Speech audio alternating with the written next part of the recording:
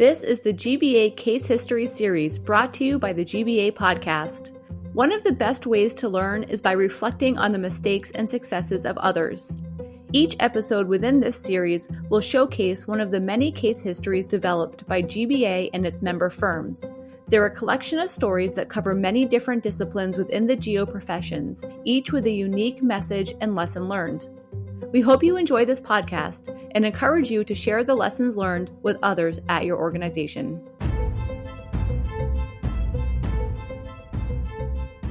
Welcome to the GBA Case History Series, brought to you by the GBA Podcast. My name is Elizabeth Brown, and I'm Principal Geotechnical Engineer at JLT Consultants. And I'm Abby Corbett, a Project Consultant SME. All right, Abby, I'm excited. Today, we are going to dig into case history number 2, which is a slab-on-grade saga. And we're going to learn why ignoring your geotechnical engineer is, well, pretty much a terrible idea. Well, great. So, this is going to be a fun and wild one. It is about a custom home builder, a ridge, some expansive clay, and a basement floor that decided it wanted to be modern art. Oh, as cool as modern art sounds, buckling, cracking, water seeping in, it's basically everything you don't want in your basement.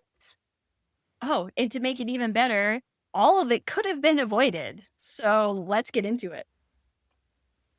I'm excited about this. All right. So the project starts with a custom home builder in a major metro area. It was like a pretty typical residential job. Right. I feel like these always start out as a very typical kind of job. True. And then we get a little bit in the details, and we noticed the site is on the flank of a ridge. And anytime you hear ridge, your geotechnical spidey senses should start tingling. Ooh, exactly. And the GBA member firm was hired to do subsurface exploration and foundation recommendations.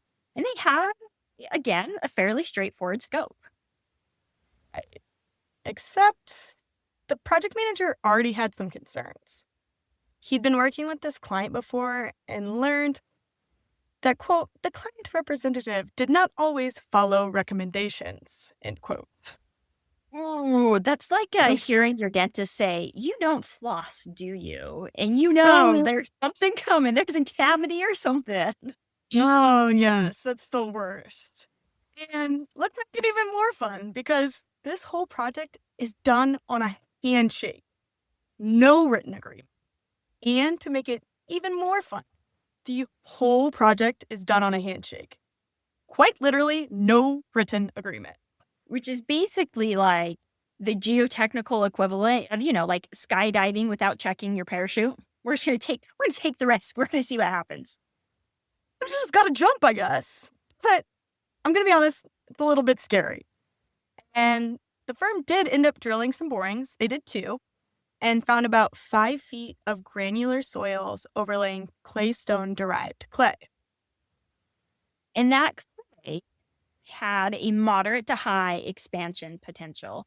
So, they did some laboratory tests, and those tests indicated that the upper bedrock and the clay had moderate to high expansion potential. Expansive clay feels like that friend who totally seems chill until you give them just like a little bit of water, and then suddenly they're flipping tables. Oh, I love that. That's awesome. Yes, so like water and expansive clays make things interesting for sure. And really something to note is that both borings were dry immediately after the drilling and 24 hours later. Like no water was noted during this investigation.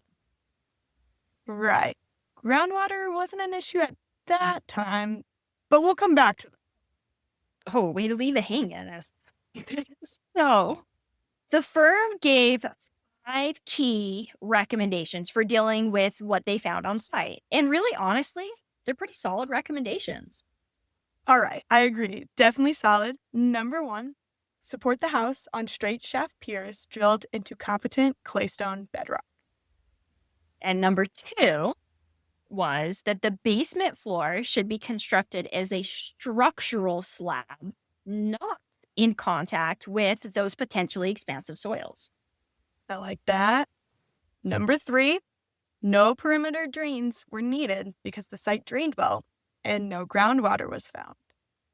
Okay, so then it's going to lead us to number 4, which is kind of in line here, is they needed to build swales to carry off the surface water and keep it away from the basement walls. So we're going to collect it and get it away. Makes sense to me. And definitely number 5 makes sense. They want to have a geotechnical engineer observe the excavation and pier construction.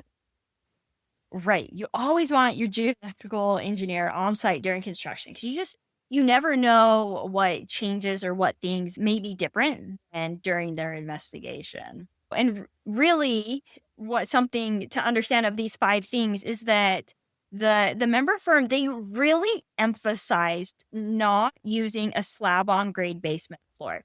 The member firm, this is what they stated, so quote, "The builder would create a risk of significant damage if it opted for a slab-on-grade basement floor."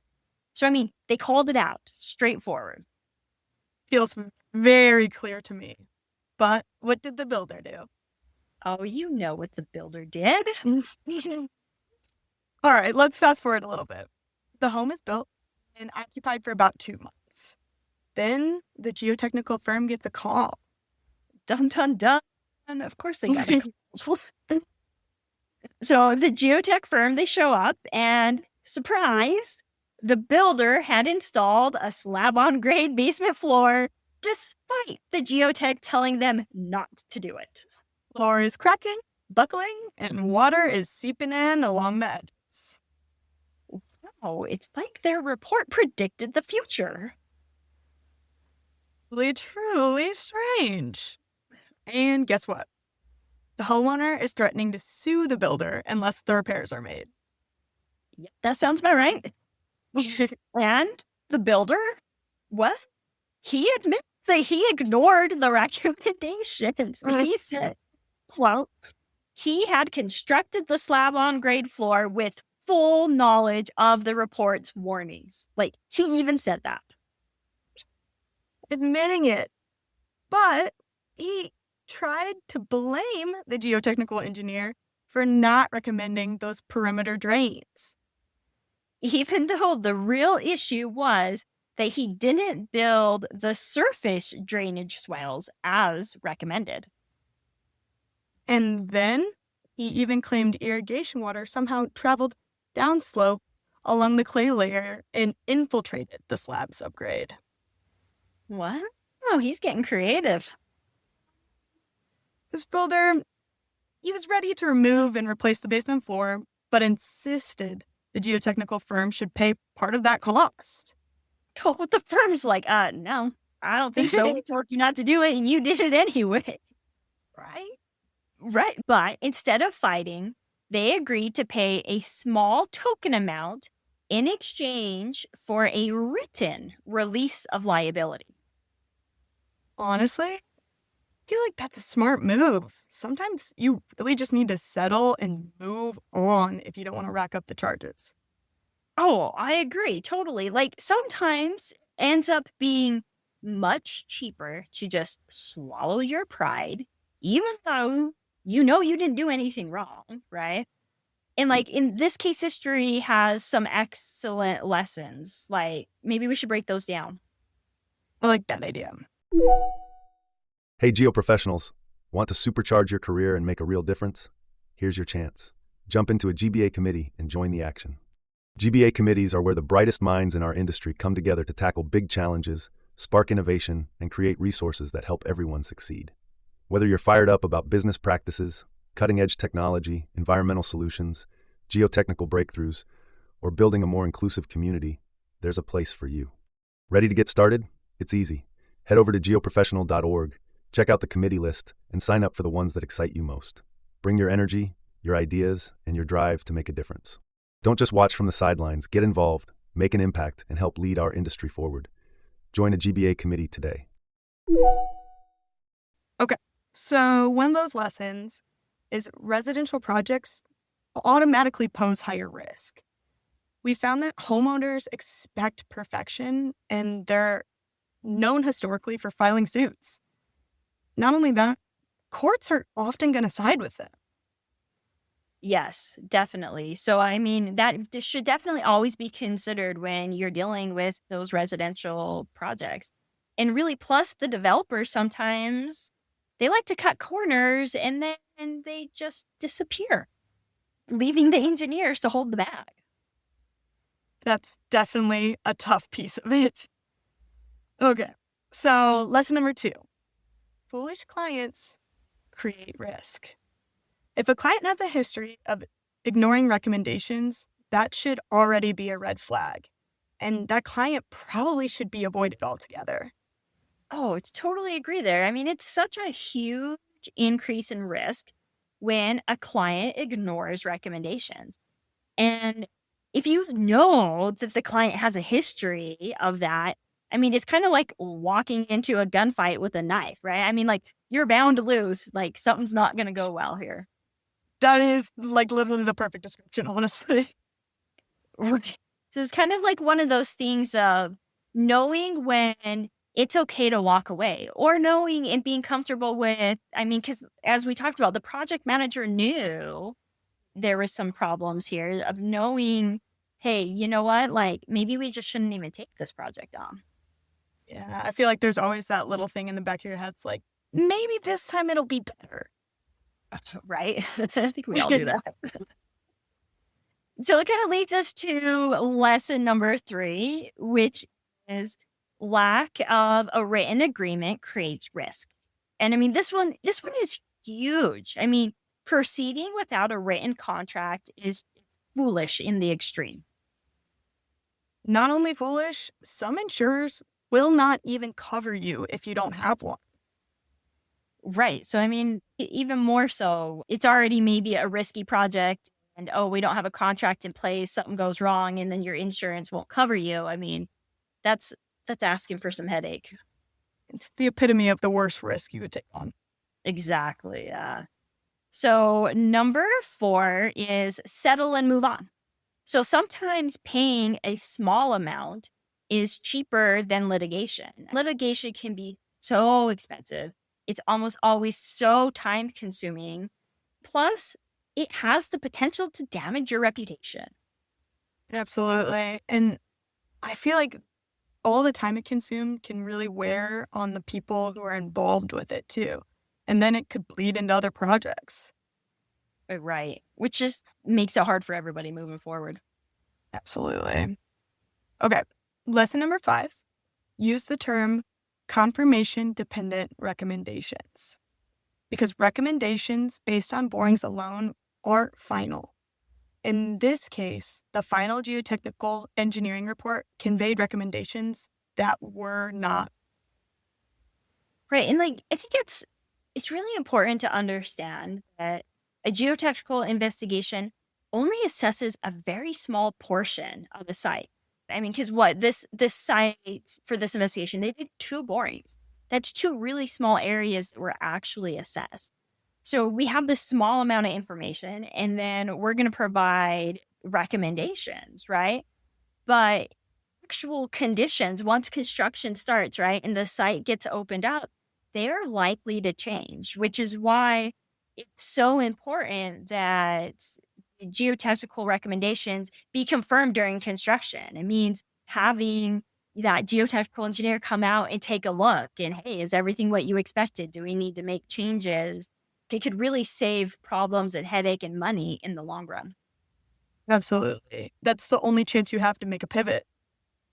Exactly. Okay, so I'll get off my soapbox and move on to lesson number 6, which is be wary of groundwater issues. Even if the borings are dry, groundwater can appear later from other sources that maybe you didn't expect. Yeah, and like you said, there was only 2 borings. That doesn't mean there's no groundwater possible. Okay. Liz, what's the real moral of the story here? Well, for me, really, it's don't ignore your geotechnical engineer. I mean, they really do bring value to the project. They're not just another check the box, I got to have it to get my permit type of a thing, right? They're there for a reason. And don't negate what they're telling you. So in this case, like, don't skip surface drainage. And for the love of all things claystone, don't build a slab-on-grade basement floor on expansive soils. Absolutely. And always, always get in writing. Right? I don't think that we can stress that enough. I think in a lot of the case histories, that is something that we talk about, right? Is that if it's not in writing, it didn't.